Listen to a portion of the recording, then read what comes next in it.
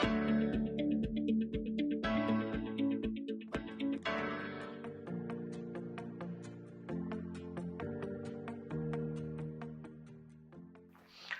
Students, welcome to a new political science session. आज हम बात करेंगे इलेक्शन रिप्रेजेंटेशन एंड मूवमेंट्स में history of India's independent election commission की। तो आइए शुरुआत करते हैं आज के सेशन की। अक्टूबर 1951 इंडिया फेस कर रहा था अपने पहले इलेक्शंस को और यूज हो रहे थे आयरन कैनिस्टर, जहां पर पेपर बैलेट्स का यूज हो रहा था। और एक आज का समय जब हम वोटिंग के लिए जाते हैं तो यूज करते हैं इलेक्ट्रॉनिक वोटिंग मशीन का। Over the period of time India ही नहीं बदला है इलेक्शन सिस्टम भी। तो आखिर कौन था इस बदलाव के पीछे? वो था इलेक्शन कमीशन ऑफ इंडिया। तो आइए समझते हैं इसको स्टार्टिंग से। 26 जनवरी 1950 को इंडिया का कॉन्स्टिट्यूशन इंप्लीमेंट हुआ और इसी में फॉर्मेशन हुई इलेक्शन कमीशन ऑफ इंडिया की। 1950 में ही फर्स्ट चीफ इलेक्शन कमिश्नर चुने गए। 1951 हमने इनकॉर्पोरेट किया इलेक्शन सिंबल्स को और 1951 में ही इंडिया ने कंडक्ट किए अपने फर्स्ट जनरल इलेक्शन। और इन्हीं इलेक्शंस के दौरान हमने इंप्लीमेंट किया यूनिवर्सल अडल्ट फ्रेंचाइजीज को। 1982 एक बहुत बड़ा बदलाव इंडिया ने देखा introduction of electronic voting machine के द्वारा। 1992 स्टेट इलेक्शन कमीशंस की स्थापना हुई और 2013 एक और बहुत बड़ा बदलाव introduction of voter verified paper audit trail की। आइए समझते हैं इस जर्नी को डिटेल में। Formation of the election commission of India. India का इलेक्शन कमीशन बना 25 जनवरी 1950 को under the article of 324 of Indian constitution के। 25 जनवरी को हम आजकल हर साल मनाते हैं नेशनल वोटर्स डे के रूप में। इसे बनाया गया ताकि ये ओवरसी और इंश्योर कर पाए फ्री एंड फेयर इलेक्शंस इस देश में। क्या आप अब ये भी जानना चाहेंगे कि फर्स्ट इलेक्शन कमिश्नर कौन थे? तो आइए देखते हैं कि first election commissioner of India थे सुकुमार सेन, जिनको अपॉइंट किया गया 1950 में। इनका एक काफी क्रूशियल रोल रहा इंडिया के डेमोक्रेटिक सेटअप को बनाने में, क्योंकि डेमोक्रेटिक सेटअप बनता है इलेक्शन से, और वो भी पहले इलेक्शन अक्टूबर 1951 से जिनकी शुरुआत हुई। इन्होंने एक फ्रेमवर्क एस्टेब्लिश किया ताकि इंपार्शियल और ऑर्गेनाइज्ड इलेक्शन इस देश में हो पाए। इनकॉर्पोरेशन ऑफ इलेक्शन सिंबल्स, आइए इसको समझते हैं। 1951 में जब इंडिया के पहले इलेक्शंस हो रहे थे तो सभी पॉलिटिकल पार्टीज को और इंडिपेंडेंट कैंडिडेट्स को विजुअल रिप्रेजेंटेशन दिया गया। आप देख पा रहे हैं कि different visual representation at the time of 1951। आखिर ऐसा क्यों था? क्योंकि more than 80% of Indian citizen उस समय इलिटरेट थे, ताकि वो इजीली रिकॉग्नाइज कर पाएं आखिर वो किस कैंडिडेट को अपनी वोट कास्ट कर पा रहे हैं।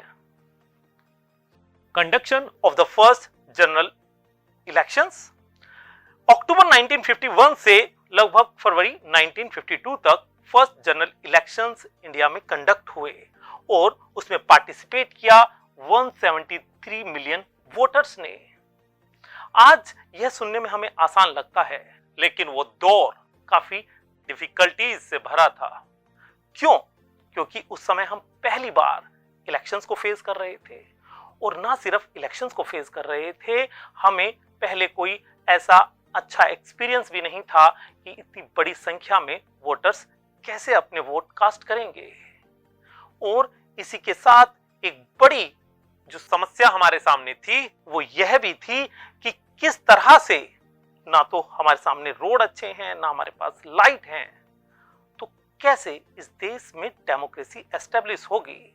लेकिन वो हमारा इलेक्शन कमीशन ऑफ इंडिया था जिसने बेहतरीन काम किया, और ये एक हिस्टोरिक इवेंट बना जहां से एक ट्रांजिशन हुई इंडिया की एक डेमोक्रेटिक रिपब्लिक कंट्री के रूप में, जहां पर इंप्लीमेंट हुआ यूनिवर्सल अडल्ट फ्रेंचाइजी। आइए यूनिवर्सल अडल्ट फ्रेंचाइज को भी समझते हैं।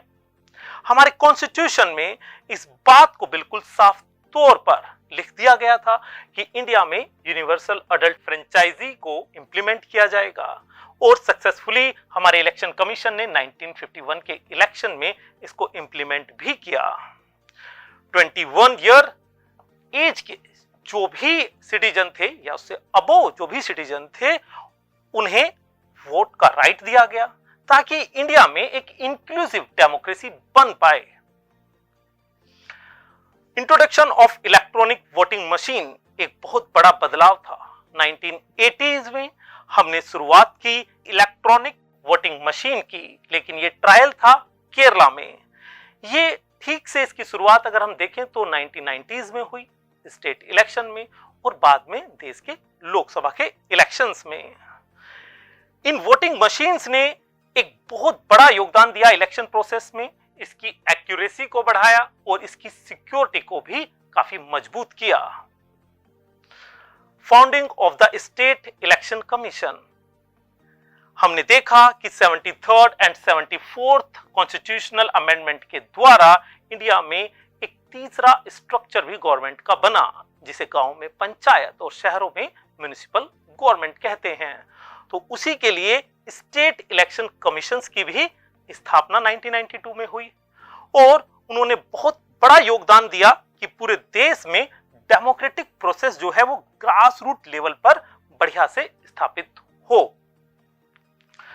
आगे हम देखते हैं introduction of voter verified paper audit trail का। 2013 में एक बहुत बड़ा बदलाव आया जहां पर हमने देखा कि ट्रांसपेरेंसी बढ़ी। क्यों? क्योंकि अब वोटर्स जब अपनी वोट कास्ट कर रहे थे तो वो वेरीफाई कर सकते थे आखिर वो किसको वोट कर रहे हैं, क्योंकि वो प्रिंटेबल पेपर स्लिप कुछ सेकंडों के लिए वो उस दौरान देखते ही हैं और बाद में इलेक्शन कमीशन ऑफ इंडिया के पास वो रहती है। तो हमने देखा कैसे सिस्टम में इंक्रीज हुई एक कॉन्फिडेंशियलिटी और इसी के साथ कॉन्फिडेंस बढ़ा वोटर्स का और इंडिया एक बेहतरीन डेमोक्रेसी बनता दिखाई दिया, क्योंकि हर वोटर जो भी होता है जब अपनी वोट कास्ट करता है तो किसी डेमोक्रेसी के लिए बेहद इंपॉर्टेंट होती है। तो ये समझा हमने हमारे देश के इलेक्शन कमीशंस की जर्नी को। आइए अब बात करते हैं आज के टास्क की।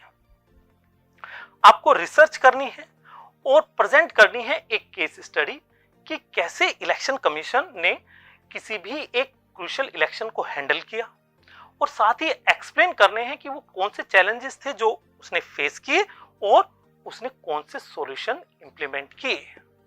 इसकी चर्चा कीजिए अपने फ्रेंड्स के साथ, टीचर्स के साथ। We will meet in a new session. Till then keep learning. Bye bye.